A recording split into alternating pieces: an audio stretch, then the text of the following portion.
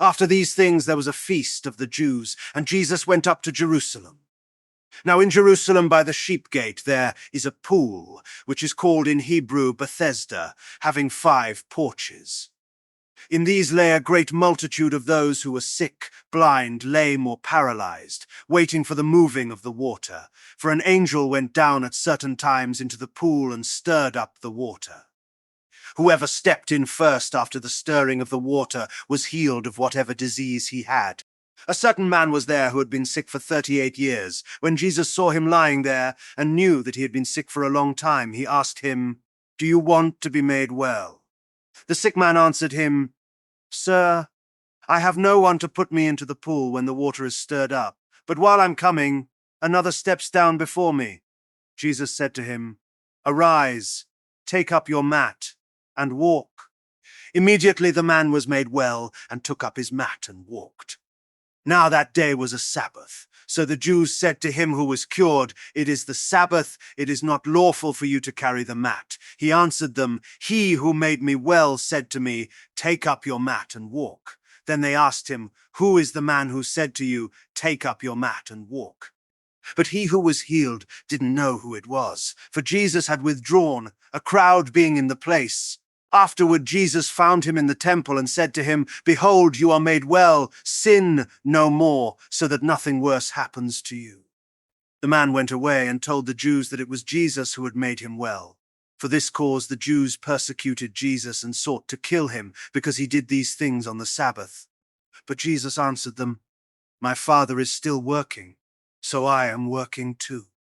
For this cause, therefore, the Jews sought all the more to kill him, because he not only broke the Sabbath, but also called God his own Father, making himself equal with God. Jesus therefore answered them, "Most certainly I tell you, the Son can do nothing of himself, but what he sees the Father doing. For whatever things he does, these the Son also does likewise. For the Father has affection for the Son, and shows him all things that he himself does. He will show him greater works than these, that you may marvel. For as the Father raises the dead and gives them life, even so the Son also gives life to whom he desires. For the Father judges no one, but he has given all judgment to the Son, that all may honor the Son, even as they honor the Father. He who doesn't honor the Son doesn't honor the Father who sent him. Most certainly I tell you, he who hears my word and believes him who sent me has eternal life, and doesn't come into judgment, but has passed out of death into life. Most certainly I tell you, the hour comes, and now is, when the dead will hear the Son of God's voice, and those who hear will live.